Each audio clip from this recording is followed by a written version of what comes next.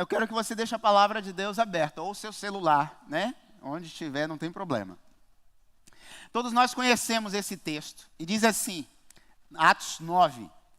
Enquanto isso, Saulo ainda respirava ameaças de morte contra os discípulos do Senhor. Dirigindo-os ao sumo sacerdote, pediu-lhes cartas para as sinagogas de Damasco, de maneira que, caso encontrasse ali homens ou mulheres que pertencessem ao caminho, ou seja, a Jesus, pudesse levá-los presos para Jerusalém. Em sua viagem, quando se aproximava de Damasco, de repente brilhou ao seu redor uma luz vinda do céu. Ele caiu por terra e ouviu uma voz que lhe dizia: Saulo, Saulo, por que você me persegue? Saulo respondeu: Quem és tu, Senhor? Ele respondeu: Eu sou Jesus, a quem você persegue. Levante-se, entre na cidade, alguém lhe dirá o que você deve fazer. Os homens que viajaram com Saulo pararam emudecidos, ouviram uma voz, mas não viram ninguém. Saulo levantou-se do chão e tentou abrir os olhos, mas não conseguia ver nada. E os homens o levaram pela mão até Damasco. Por 3 dias ele esteve cego, não comeu nem bebeu. Em Damasco havia um discípulo chamado Ananias. O Senhor o chamou numa visão: Ananias, eis-me aqui, Senhor. Respondeu ele. A visão revela o chamado. O Senhor lhe disse: vá à casa de Judas, na rua chamada direita, e pergunte por um homem chamado Tarso, chamado Saulo. Ele está orando. Numa visão, viu um homem chamado Ananias chegar e impor-lhes as mãos para que ele voltasse a ver. Respondeu Ananias: Senhor, Ananias tentando convencer o Senhor: Senhor, tenho ouvido muita coisa a respeito desse homem e de tal mal que ele tem feito aos teus santos em Jerusalém. Ele chegou aqui com a autorização do chefe dos sacerdotes para prender todos os que invocam o teu nome. Mas o Senhor disse a Ananias: vá, esse homem é um instrumento escolhido para levar o meu nome perante os gentios, os reis e perante o povo de Israel. Mostrarei a ele o quanto ele deve sofrer em meu nome. Então Ananias foi, entrou na casa, pôs as mãos sobre Saulo e disse: Irmão Saulo, o Senhor Jesus, que lhe apareceu no caminho por onde você vinha, enviou-me para que você volte a ver e seja cheio do Espírito Santo. Imediatamente algo como escamas caiu dos olhos de Saulo e ele passou a ver novamente. Levantou-se, foi batizado e depois de comer, recuperou as forças. Amém? Quem já conhecia essa história ou conhece essa história de Saulo? Amém? Quem não conhece, vai passar a conhecer. Os que estão em casa, vendo e ouvindo. Bom,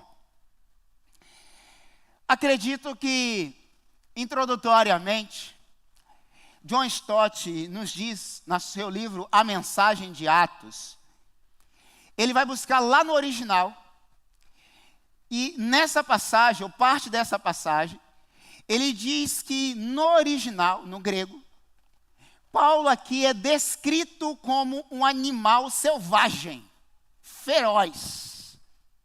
A passagem que nós lemos e outras passagens que fala de Paulo, antes de fato ele se converter ao Senhor, Paulo era visto como um animal selvagem, feroz, pronto para devorar e destruir qualquer pessoa que viesse fugir da lei.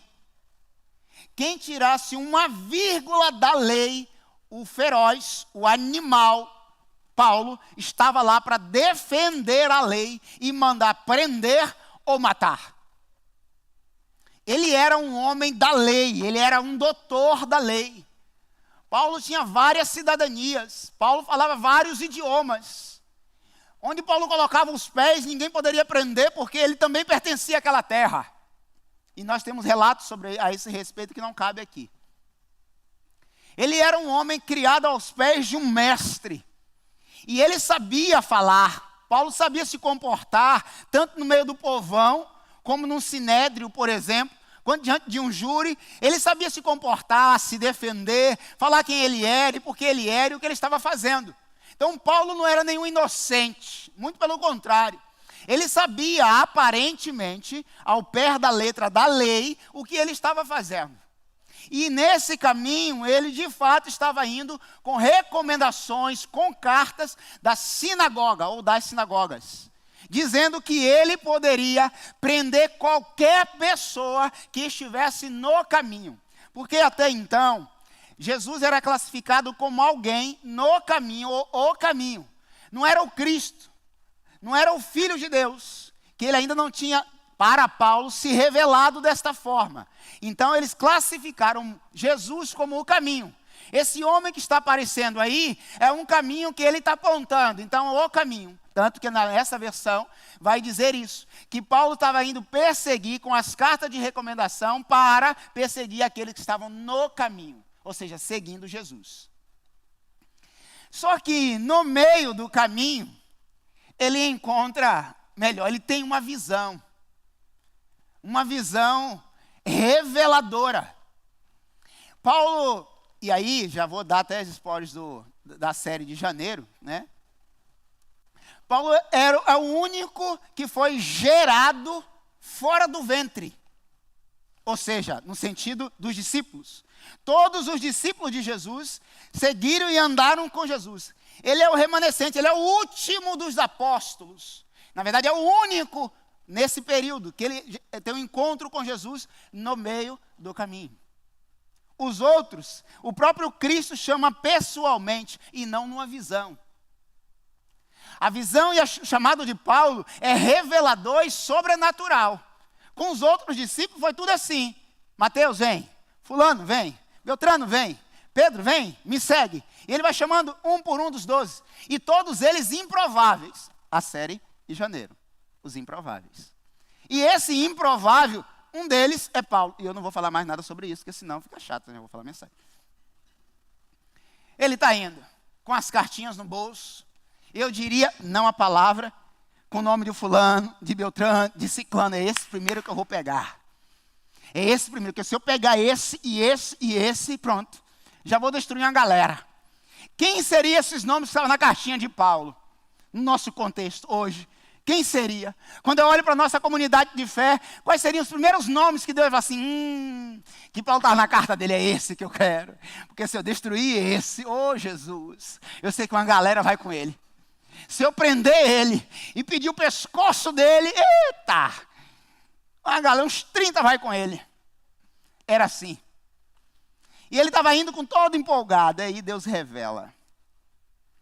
É a partir desse contexto, irmãos, superando o velho homem. Hoje, na semana passada nós falamos superando o sofrimento através da oração, da história de Ana.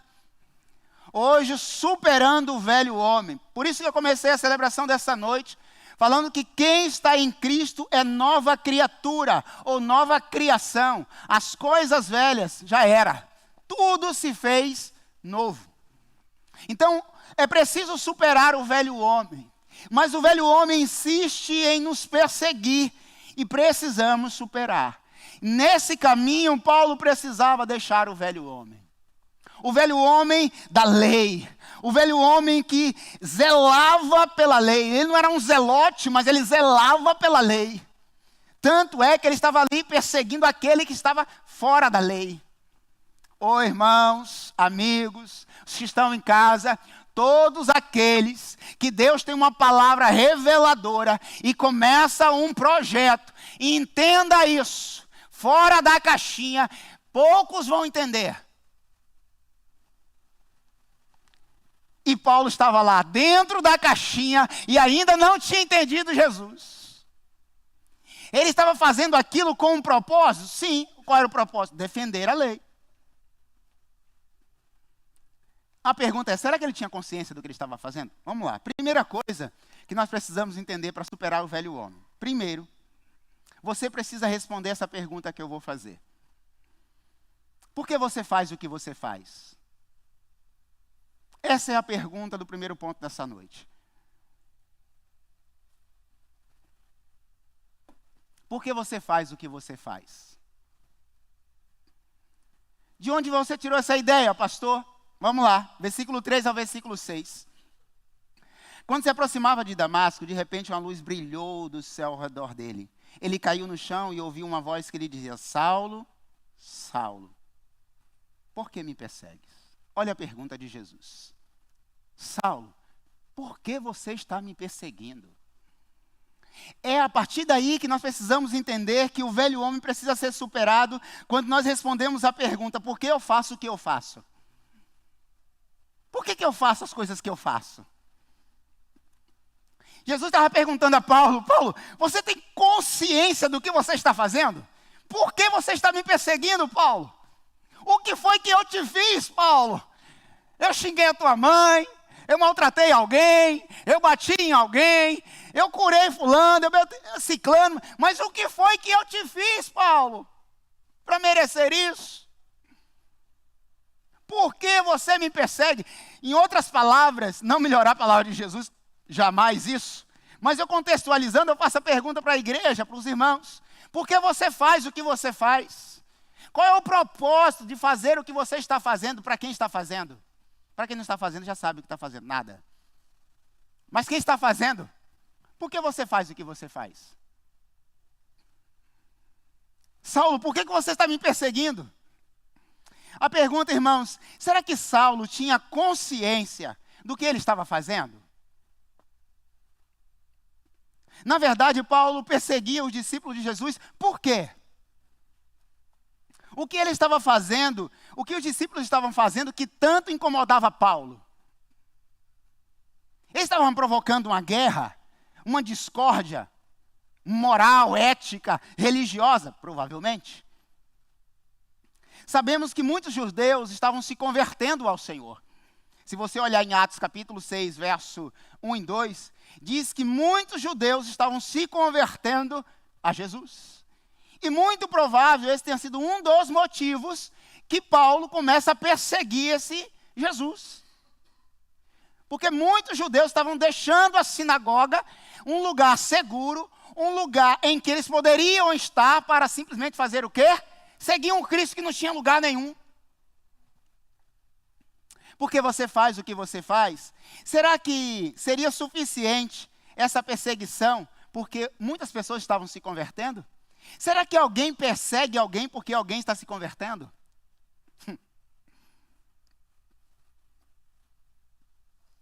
Irmão, isso é antigo. Isso é antigo.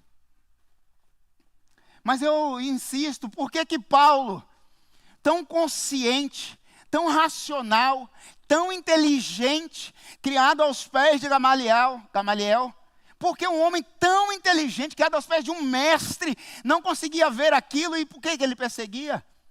Por que você faz o que você faz? Paulo, por que você me persegue, Paulo? O que foi que eu te fiz? Ô irmãos, vocês já pararam para pensar, por que você faz o que você está fazendo? Qual é o propósito? Não, eu estou fazendo, mas por quê? Para nada. Essa é uma pergunta bem simples, irmãos, que Jesus está fazendo para Paulo. Você acha que Jesus não sabia? Claro que sim, mas o óbvio precisa ser dito. Paulo está me perseguindo por quê? Irmãos, Jesus aparece de uma forma sobrenatural no meio do caminho fazendo essa pergunta. E hoje eu transponho essa pergunta para você. O que você faz hoje? Porque toda pessoa que supera o velho homem, ele não fica preso a coisas minuciosas, pequenas, fúteis e inúteis. Ele vai além daquilo que o velho homem via, porque o velho homem não via nada. Ele estava preso dentro dele. Então eu faço a pergunta para você: por que você trabalha? Por que você namora, para quem namora? Quem não namora fica esperando aí. Aí você gosta, né, Gabi? Por que você casou ou está casado? E permaneça agora. Agora, meu filho, só a morte, só Jesus. Então não tem mais jeito não, tá bom? Por quê, irmãos? Porque todo mundo falou que é bom casar, Ana? É muito bom. Tá certo, tá? Deus abençoe.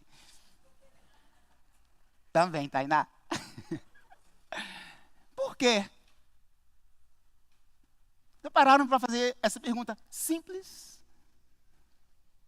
Por que eu estou aqui agora? Não, porque é convencional vir?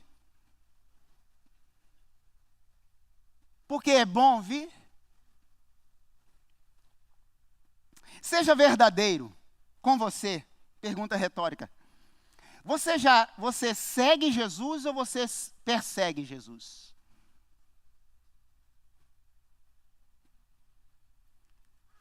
Você segue Jesus ou você persegue Jesus? Ah, pastor, fala sério, né? É claro que eu sigo.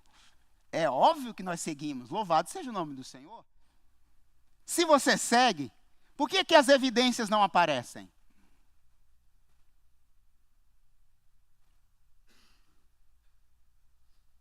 Porque é sobre os frutos. Não é sobre estar. É sobre pertencer. É sobre produzir frutos. Se eu sigo Jesus e não produzo fruto, eu sigo ou persigo? Por que eu faço o que eu faço? O que prevalece em mim? O velho homem ou a nova criatura? Se é nova criatura, por que o novo para mim é tão difícil? Jesus sabia porque Saulo estava perseguindo. Mas a verdade, no íntimo do coração de Saulo, ele não sabia porque ele perseguia Jesus. Aparentemente ele sabia, mas nós sabemos que ele era cego, surdo, mudo e nu, como Jesus disse e revelou para a igreja em Apocalipse. Ele não tinha certeza do que ele estava fazendo. Ah, irmãos, quantos de nós que estamos aqui, os que estão em casa, que acham que sabem o que está fazendo, mas não sabem o que está fazendo. Quando as escamas caem dos nossos olhos, é revelador. Vocês já viram alguma pessoa, eu não sei se isso já aconteceu aqui, ou em algum lugar que você já viu, alguém crente, que frequenta, que canta, que toca, enfim, que ora, que faz tudo isso há anos. Um dia, aparentemente do nada, um pastor faz um apelo, chamando a pessoa para aceitar a Jesus. E aquela pessoa que você menos esperava, está lá no chão, prostrado, no altar, em lágrimas. Aí você olha assim, como? Eu já vi isso, pastor, em retiro de pastores, acontecer. Eu não ouvi, eu vi. Lá nos retiros normalmente são 400, 450 pastores, 600, depende do ano. Já vi apelo desse, retiro de pastores. Pastor foi ousado, né? Pregar para pastor se converter. Eu já vi, irmãos. Mas como, pastor? Porque às vezes nós entramos no mecânico, no automático, melhor dizendo. Fazemos o que fazemos sem ter certeza do que fazemos e por que fazemos. Está meio filosófico esse negócio, né? Mas por que me persegues? Irmãos, você lembra do dia que você entregou sua vida a Jesus? Você lembra dessa experiência? Como foi assim? Oh, que dia foi esse no dia que eu entreguei minha vida a Jesus? O dia que eu recebi minha primeira Bíblia, desse tamanhozinho assim, eu não lembro mais, eu não tenho mais ela, mas tive por muito tempo. Rabiscava tudo, lia, comia, via, queria provar daquilo todos os dias, o primeiro amor, que coisa linda é o primeiro amor, mas com o tempo nós nos tornamos tão religiosos, mas tão religiosos, que nem lemos mais a Bíblia. Por que você está fazendo o que você está fazendo? Tenha propósito, tenha teologia, tenha teleologia, a finalidade única da existência. Saiba o que você está fazendo. Eu estou fazendo pelo Rei, eu estou fazendo por Jesus. Eu sei quem é Jesus, Ele é o caminho, a verdade e a vida. Eu já superei o velho homem. Tem crente que precisa superar o velho homem.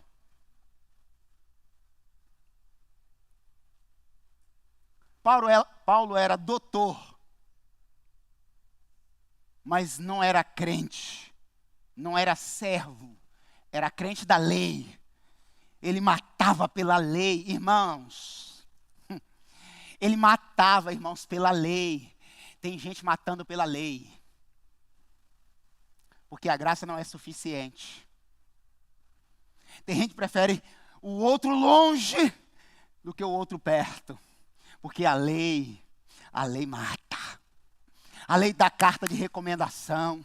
A lei tem autorização da sinagoga para mandar matar. É isso mesmo. Mas a graça, a multiforme graça, ela é reveladora, ela é transbordante. Não é de qualquer jeito, mas é justamente pela graça. Mas, como diz o ditado popular, tudo que é de graça é sem graça e desvalorizado.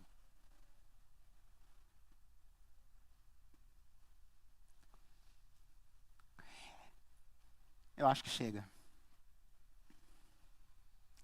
Segundo, superar o velho homem é indispensável. Segundo, reconstruir uma nova visão de si mesmo. Primeiro, responder aquela pergunta. Segundo, restaurar uma nova visão de si mesmo. Versos 7 a 9 diz que os homens que estavam com Paulo, eles não viram nada, eles só ouviram. É claro que eu acredito que todos nós ficaríamos assustados. Você já ouviu Deus?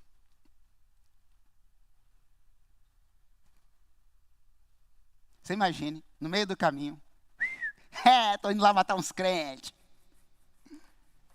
Bum! Saulo. Rapaz, uma luz. E ninguém viu nada. Eles não viram. Aí Jesus fala, por que você me persegue? No versículo 6 diz assim, Jesus perguntou a Saulo, agora levante-se e entre na cidade, que eu vou te dizer o que fazer. Paulo ficou cego. Irmãos, a pergunta é, por que Jesus deixou Paulo, tanto faz, cego? Não poderia ser manco, como Jacó? Não poderia ser surdo? Cego. Por que cego? A velha natureza humana vive em constante conflito com o próprio homem. Se tem uma coisa no reino dos céus, irmãos, chamado visão, a visão, ela é tão espiritual quanto carnal. E Deus primeiro cega Paulo no âmbito carnal para desvendar o âmbito espiritual. E quem não tem visão espiritual não consegue enxergar nem no físico. Para isso nós precisamos superar a velha natureza, o velho homem. A baixa visão nos deixa sem percepção do reino de Deus. Os homens ouviram, mas não viram. Paulo ouviu, não ouviu e ficou cego. Por 3 dias ele esteve cego. Deus precisou tirar a visão física para revelar a visão espiritual de Paulo. Irmãos, o reino dos céus não é sobre visão física, é sobre visão espiritual. E só enxerga quem é espiritual. E Paulo era carnal, ele mesmo disse isso. Há pessoas que são carnais e vivem pela carne. Há outras que são espirituais, que vivem pelo Espírito. Quem é pelo Espírito, vive pelo Espírito. Quem é carnal, vive pela carne e morre pela carne e mata pela carne. Deus estava revelando a Paulo, eu vou tirar a visão carnal para te dar uma visão espiritual. E aí sim você vai entender o que esse caminho chamado Jesus tem feito na vida dos judeus e de tantos outros. Visão, irmãos. A palavra de Deus nos diz em Provérbios 29:18. Sem visão, o povo perece. Sem profecia, sem revelação, o povo morre. Sem visão, o povo morre. A visão é tão importante que foi preciso Deus tirar para depois dar. Diz também que sem uma visão nova não conseguimos compreender o que Deus está fazendo agora. Só consegue ver o que Deus está fazendo agora quem supera o velho homem. Porque quem vive sobre o velho homem vai viver sobre a lei. E a graça transborda a lei. Ela não ofusca a lei, ela não apaga a lei, mas ela transborda sobre a lei. Falar de visão, muito bom. Se eu pedisse para vocês citar a visão da igreja, quem conseguiria?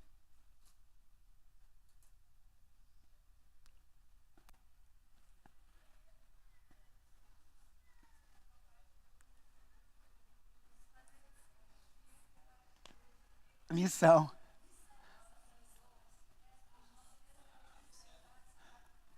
É.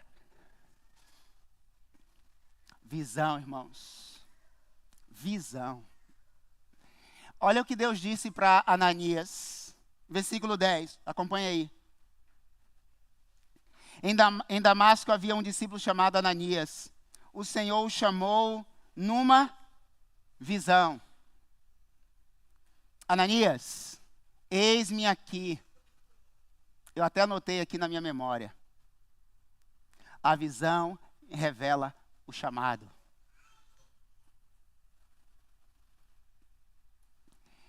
Quem tem visão, responde o chamado. Eis-me aqui. Deus revelou-se a ele, Ananias, que já era discípulo, já era crente, já era maduro, já conhecia, já sabia sobre a lei, já sabia sobre Jesus Cristo, já sabia tudo. Deus revelou a ele numa visão sobrenatural, dizendo assim, Ananias, ele diz, eis-me aqui, Senhor. A visão revela o chamado. Irmãos, quem tem visão vai sempre dizer, eis-me aqui. Eis-me aqui, qual é aquela música?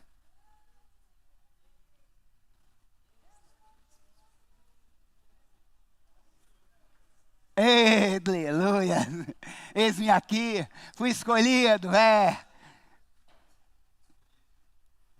Fomos, irmãos, graças a Deus. Paulo vai nos dizer que, mais tarde, que nós somos a geração eleita, o sacerdócio real, a nação santa, povo escolhido, chamado, tirado das trevas para a sua maravilhosa luz. Fomos e somos.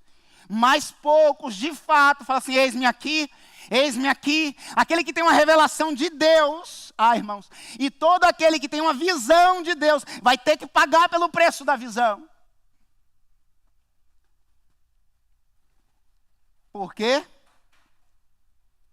Nem sempre a multidão vai entender a visão, porque a visão é quase sempre dada a um no quarto, em segredo. Passar a visão para a multidão, aí é um outro mistério. Quem está no Espírito vai entender. Quem não está no Espírito vai ficar na lei. Na lei. Na lei. Porque a lei, pastor, a lei é mais confortável. Aparentemente. Quer ver? Se a partir de hoje... Aqui não, né? Aqui não vai caber isso, meu Deus. Não cabe esse exemplo. Se o pastor dissesse, quem não trouxer Bíblia impressa, não entra mais no espaço de adoração.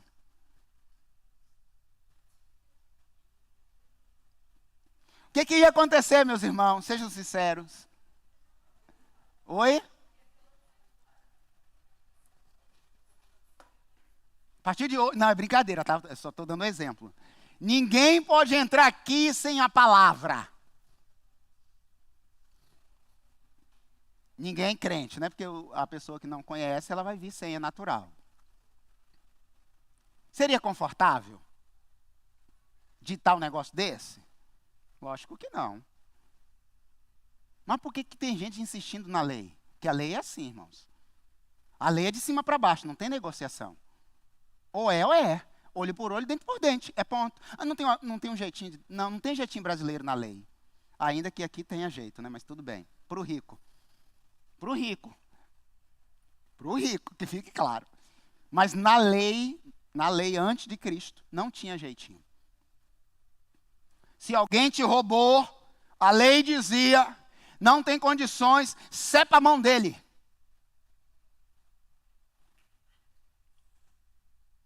Duro, né? Negócio estranho, né? E o que é a graça? Quer vir seguir Jesus? Quem quiser, negue a si mesmo e vem. É frouxo demais, não quero esse negócio não. É muita vontade, não quero isso não. Tem gente que quer lei, quer dogma, quer regras. Ah, não, lá pode tudo. Lá pode de qualquer jeito. Lá pode. Lá as mulheres cantam e dançam de saia, melhor, de bermuda, de calça jeans. Ô irmão, não é sobre lei. Se fôssemos sobre a lei, irmãos, estávamos todos mortos. Todos mortos.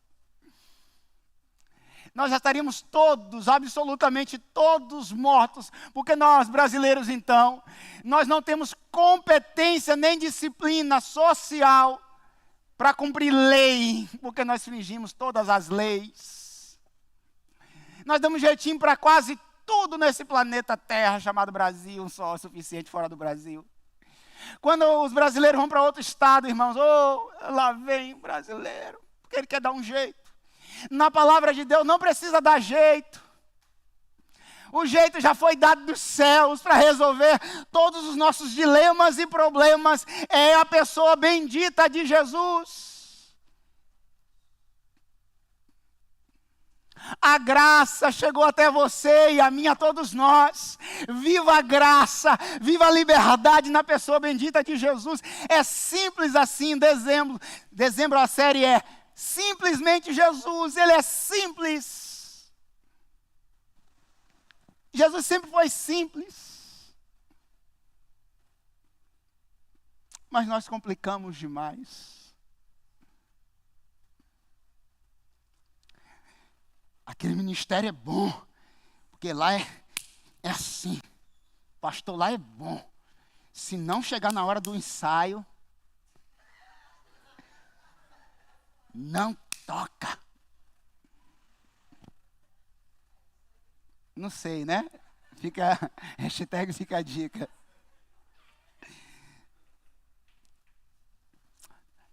Quem está entendendo aí, em nome de Jesus? Nós temos visão espiritual, irmãos. Deus tem mais para você, mais para todos nós. Mas no nome de Jesus, a minha oração é: Deus, não permitas que nem eu, nem os meus irmãos fiquemos cegos, seja fisicamente. Deixar de enxergar, irmãos. Foi preciso Paulo acontecer isso com ele, para ele ter dimensão espiritual. Terceiro, reconstrua uma nova imagem social. Versículo 7 a 9. Ananias, porém, respondeu: Senhor, eu ouvi muita gente falar coisas horríveis a respeito desse homem que ele está fazendo aí contra os santos de Jerusalém. E ele tem autorização nas mãos do sacerdote. Isso que é louco. Ele tem a autorização nas mãos de quem, irmãos?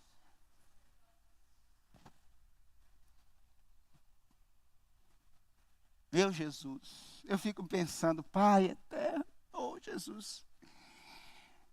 Quem tinha autorização nas mãos? Eles davam uma carta, carimbava, contextualizando. Paulo está autorizado para matar os crentes e perseguir. Olha. A autorização vinha da onde? Das sinagogas. Por isso que Jesus é forte na palavra em Apocalipse. Existe sinagoga de Satanás.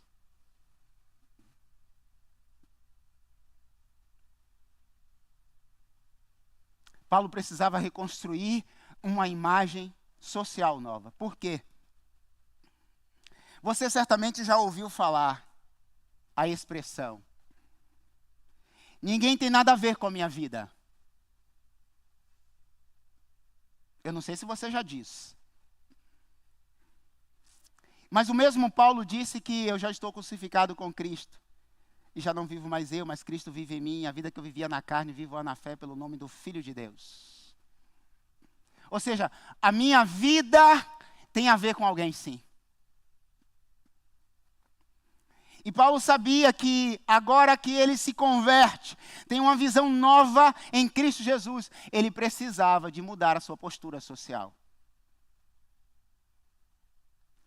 Porque as pessoas, quando viam Paulo passar, falavam assim: eita, lá vem um doutor que vai mandar prender alguém. Só que, irmãos, quando Paulo se converte, os discípulos falam assim: aqui no nosso meio você não entra. Ananias tenta convencer Jesus de que Paulo não era uma boa situação para estar ali no meio deles, não. Ananias diz assim: Senhor sabe quem é Paulo, né? Ele está com recomendações para matar os teus santos lá em Jerusalém. Ele agora, irmãos, tinha que mudar a sua postura social.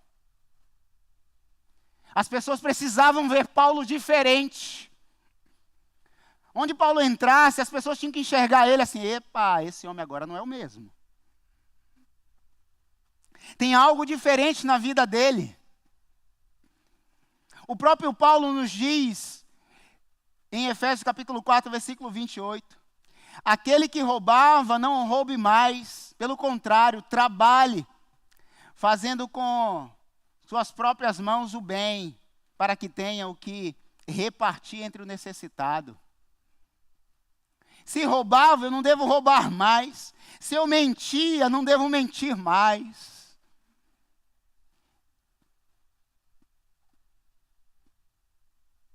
Se eu dava jeitinho, eu não devo dar mais jeitinho. Quem supera o velho homem, a sua imagem social deve ser reconstruída. As pessoas devem ver em nós uma mudança expressiva. Como agora, então, reconstruir uma imagem que ele tinha construído há anos? Pelos frutos. Só pelos frutos. Sabe quem acolheu Paulo? Barnabé. Barnabé acolheu Paulo. Os outros discípulos, aqui não. Paulo teve que andar com Barnabé, ouvir Barnabé, os conselhos dele, tudinho, tudo, para depois fazer parte dos discípulos. Para construir uma imagem social demora anos. Mas para perder,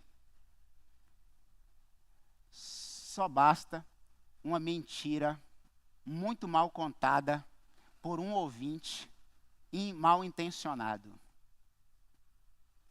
Aquela mentira, por isso que o diabo é o pai da mentira. Ele só pega uma mentira, transforma em verdade em um ouvido carnal e agora passa a ser verdade. Eu esqueci de fazer uma pergunta para concluir. A primeira palavra, conclusão. Quem quer ministério aqui no nome de Jesus? Quem quer servir no ministério no nome de Jesus? Quem quer tocar, cantar, liderar célula, ser lá anfitrião, liderar homens, liderar mulheres, adolescentes, crianças, enfim, o ACOM, são tantas. Quem quer ministério? Todo mundo quer ministério? Nossa, o pessoal está meio... Depois de tanto... Está até com medo. O pessoal está com medo de responder, né? Quem quer ministério, gente? Amém, amém, amém, amém, amém, amém, amém, amém. Ministério é bom, irmãos. Amém. Eu fico feliz, alguém quer ministério, louvado seja o nome do Senhor. Nós precisamos, por exemplo, de um coordenador para o ACOM. Precisamos de um líder para o ACOM. Nós precisamos, por exemplo, um líder para os homens, Dunamis. Nós precisamos de um líder para as mulheres também. O Ministério Infantil, graças a Deus, nós já temos. Louvor, nós já temos. Precisamos lares abertos para as células multiplicar. Precisamos.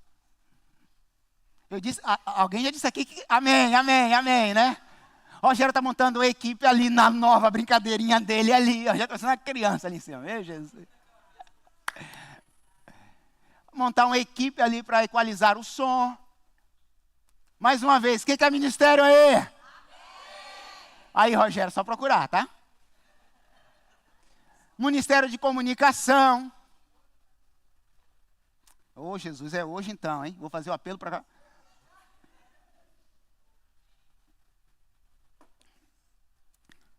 Lá vem ela agora. Por fim, irmãos, quem supera o velho homem deve entender que é Deus quem escolhe. Não somos nós. É Deus quem escolhe. Do versículo 7 ao versículo 9, olha o que Deus diz, irmãos. Do 15 ao 19.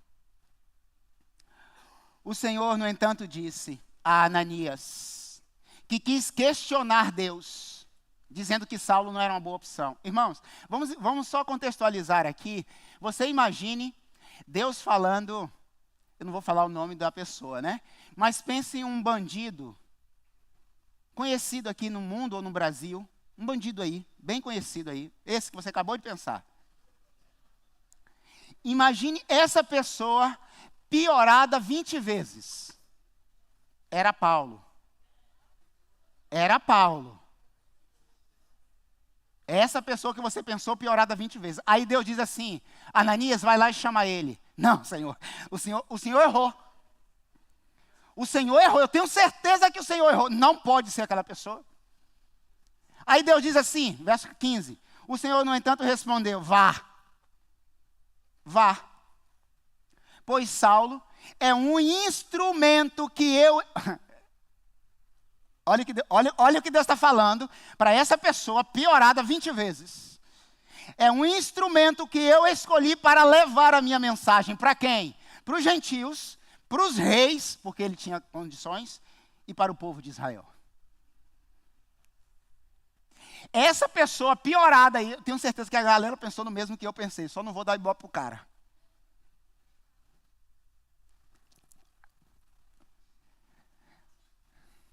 Deus diz assim, esse aí que eu quero como instrumento. Irmãos, imagine Deus usar uma pessoa como essa.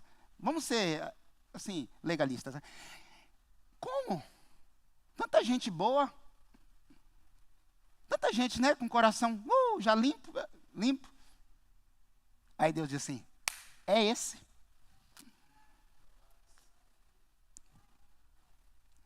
Os improváveis, irmãos. Um cara como esse, ele não merecia nós falando. Não! Tinha que ser para nós, que é ministério, irmão, vou te falar porque é o segredo. Ministério é sempre para alguém improvável, em condições impossíveis. Não é minha essa palavra, é de um outro pastor. Para pessoas improváveis, para um ministério impossível de ser cumprido. Que é ministério, pessoas improváveis são chamadas. Um ladrão, não era o caso, mas um assassino com carta de recomendação para prender e mandar matar os crentes. Deus diz assim, é esse instrumento que eu quero em minhas mãos. E eu tenho uma missão tripla para ele. Pregar para os gentios, aí vai ser fácil. Somos nós aqui, o povão. Pregar para os reis, eita, aí já está ficando difícil o negócio. E pregar para o povo de Deus. Paulo vai lá para o povo de Deus, ninguém quer, então vamos lá para o gentio.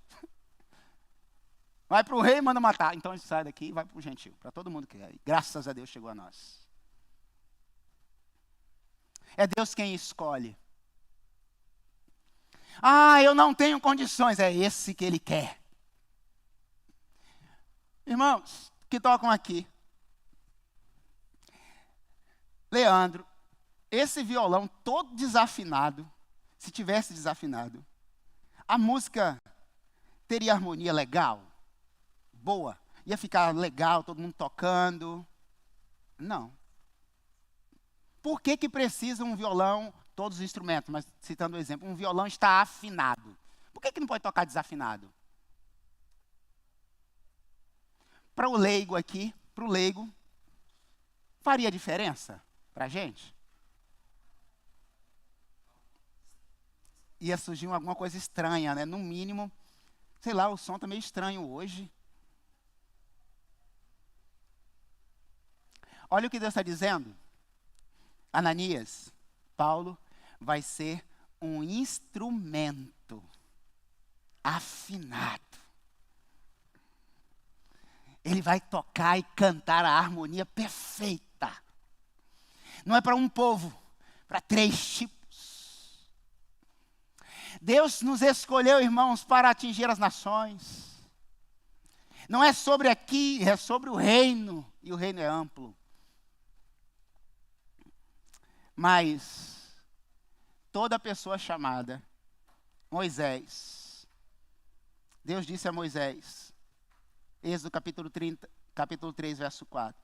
O Senhor viu que ele se aproximava para observar. E então veio na sarça ardente em chamas. Moisés, Moisés. Ele disse, eis-me aqui. Jeremias, olha o chamado de Jeremias, irmãos. Jeremias 1:5. Antes de formá-lo no ventre, eu o conheci. E antes que você sair do ventre da sua mãe, eu o separei para ser profeta para as nações. O chamado não acontece fora, muitas vezes acontece dentro do ventre, na gestação. Davi, de todos os irmãos de Davi, na hora que Davi veio, foi derramado óleo sobre a cabeça dele e disse, agora você vai ser rei de Israel. Samuel, já falamos sobre isso. Samuel ainda estava na sinagoga, no templo, dormindo. E Deus se revela a ele e diz, eis-me aqui, Senhor, eis-me aqui. Você já sentiu o chamado de Deus? Você já sentiu que Deus te chamou para algo? Para ser um instrumento nas mãos dele? Afinado. O evangelho é simples, irmãos. No nome de Jesus. O evangelho cabe a todos. Eu vou repetir a pergunta. Você quer um ministério?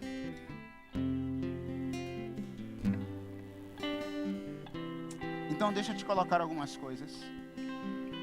Agora Paulo, convertido, o maior evangelista de todos os tempos, o maior missionário de todos os tempos, implantador de igrejas.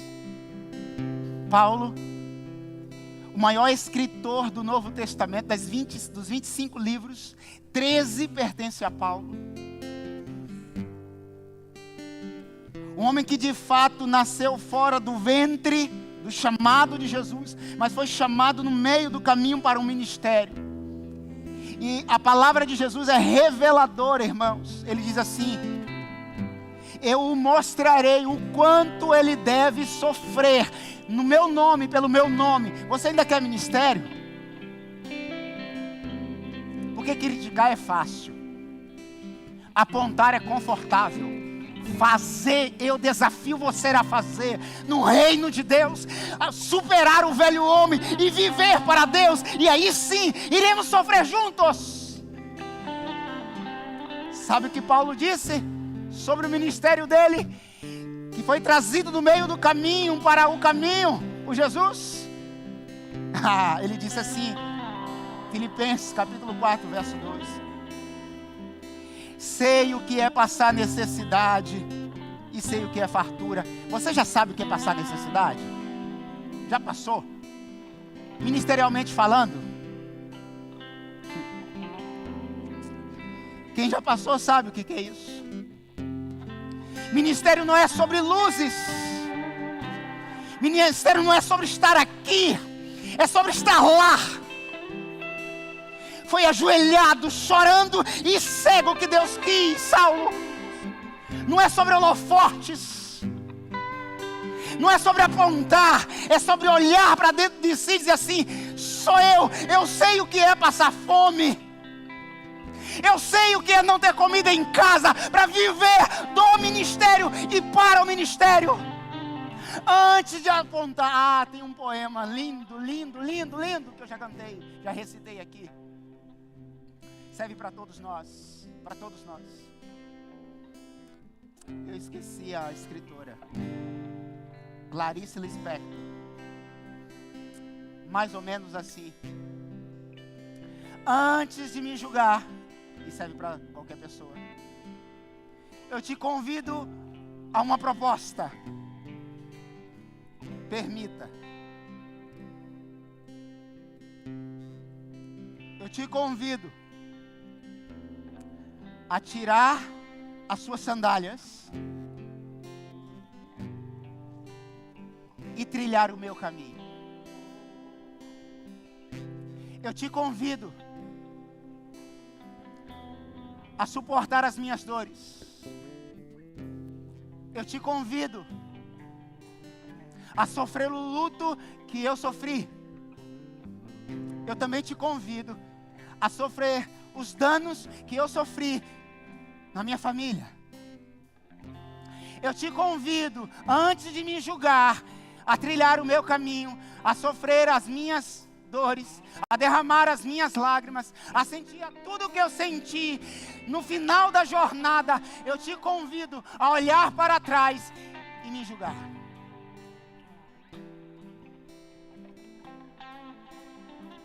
Ministério, irmãos, é para alguém experimentado, improvável, para situações improváveis, para dias difíceis, para situações impossíveis. Paulo, sei o que é passar necessidade, passar fome, e mais. 5 vezes recebi dos judeus 39 açoites. Quer ministério? 3 vezes fui espancado com varas. 1 vez fui apedrejado. 3 vezes sofri naufrágio. Passei 1 dia e meio na fúria do mar. Muitas vezes passei perigos em viagens, perigos no rio, perigos de assalto, perigos entre os meus companheiros, oh Deus, perigos entre os gentios, perigos na cidade, perigos no deserto, perigos no mar, perigos dos falsos irmãos, oh Pai. Trabalhei arduamente, por diversas vezes, fiquei sem dormir. Ai, como eu sei o que é isso. Passei fome e sede, e muitas vezes atravessei, fiquei longe, jejum, sem comer, suportei frio e nudez. Além de tudo isso,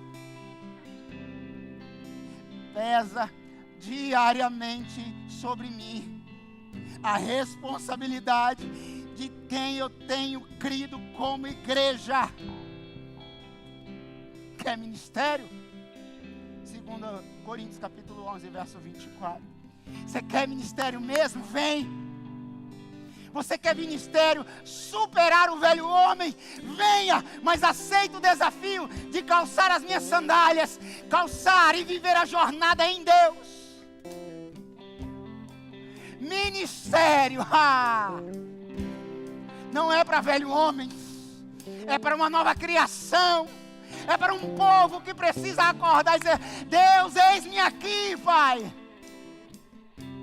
É para uma nova geração que Deus quer levantar. não de críticos de igreja, mas de crentes verdadeiros que vivem o Evangelho. Irmãos, calçar a sandália dos outros é fácil, mas calçar as suas próprias sandálias, seu próprio Evangelho, e viver sobre a graça da dependência de Deus, isso é para poucos, porque muitos serão chamados, mas poucos escolhidos. Mas escolhidos também está aqui nessa noite. Isso é ministério. Ministério não é sobre título. Não é sobre título. Sabe por quê? Paulo abriu mão de todos os títulos. Era muito mais confortável onde ele estava. Todo mundo obedecia. Todo mundo baixava a cabeça e dizia assim: é Paulo. Esquece. Mas ele preferiu abrir mão de tudo. Ministério é abrir mão de tudo. Quem não está disposto não é ministério. Paulo. Você sabe como foi a morte de Paulo? Uma próxima eu te falo. O ministério de Paulo começa numa prisão, numa cegueira espiritual, ele termina numa prisão. O último pedido de Paulo foi assim: traga os meus pergaminhos, traga a minha capa, traga os meus livros. E aí ele declara: combati o bom combate, terminei a carreira, guardei a fé. É ministério, né? É sobre isso. Esse é o Evangelho, te apresentado de uma maneira simples, mas verdadeira. Não é sobre estar, é sobre mergulhar. E quem quer ministério, nós vamos cantar essa canção. Eu quero te chamar para vir aqui à frente no nome de Jesus.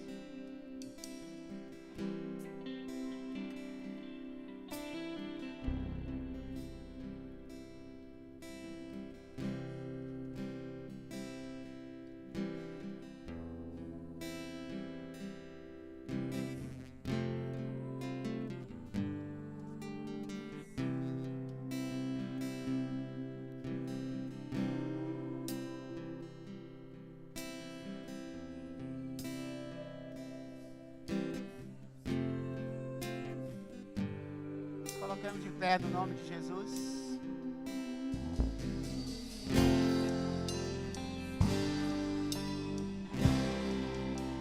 Se você entendeu, e certamente entendeu,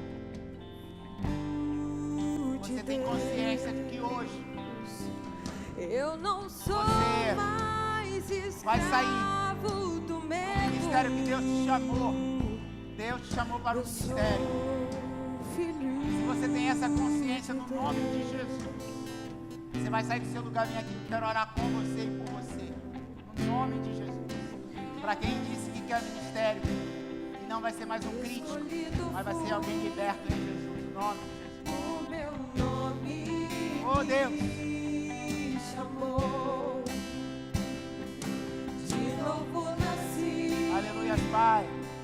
Em sua família, Oh Deus, o seu sangue me aleluia, comprou. Pai. Hoje o chamado é para Eu o não ministério. sou Hoje é mais para o ministério. escravo do medo. Oh Deus, não somos, Pai, não somos, Eu sou não somos. filho de Deus. Na hora de se cruzar o braço, falar: Deus, estou aqui para te servir, Pai. Em nome de Jesus. Eu sou filho. Oh Deus, aleluia, Pai. Hoje somos chamados, Oh Deus, em nome de Jesus. Você não é escravo, você é livre, livre. Somos chamados, Pai. Deus vai te chamando, Deus vai te chamando, Deus vai te chamando.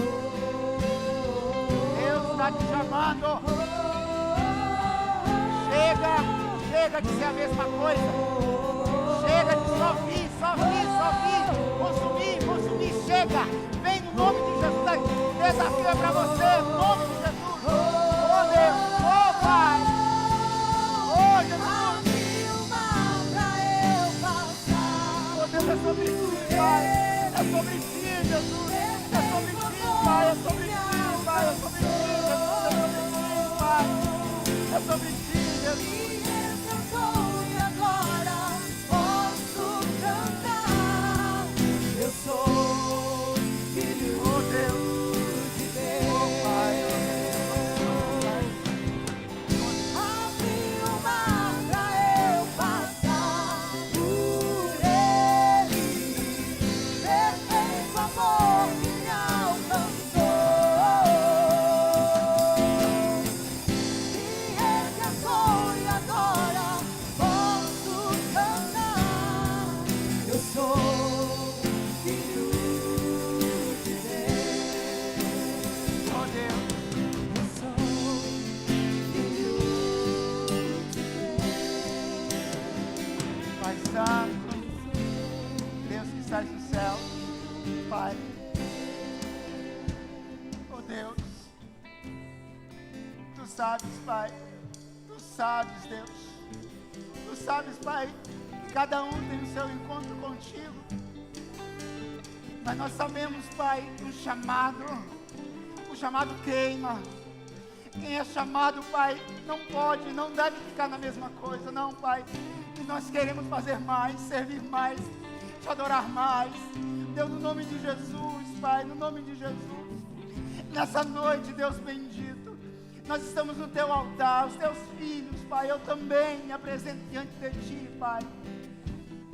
Nós falamos sim, eis-me aqui, Deus, eis-me aqui, Pai. Nós aceitamos o Teu chamado, Deus.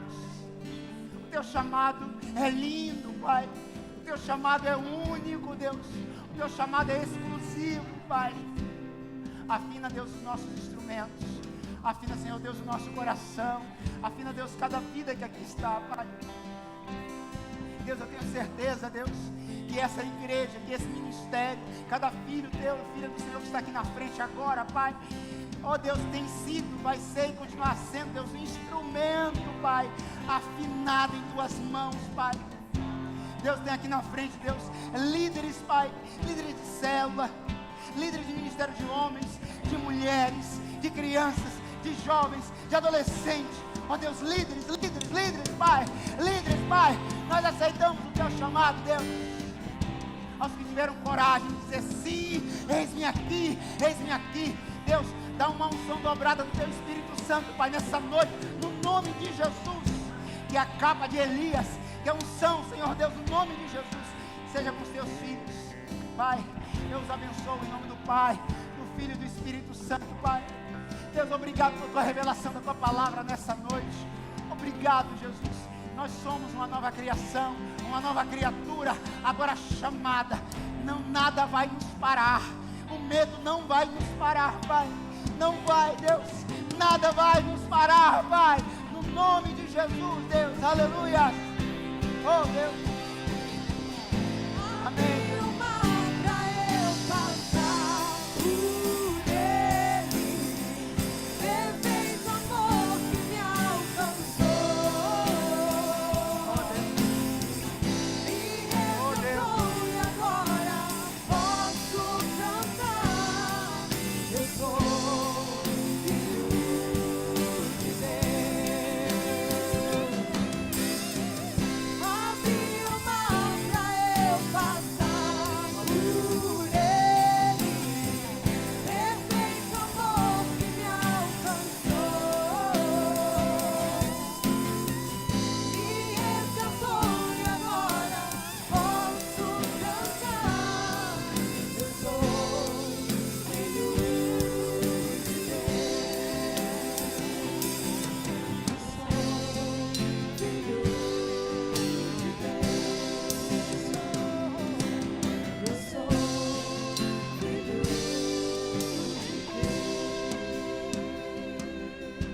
Deus, obrigado, Pai. Obrigado por estarmos aqui.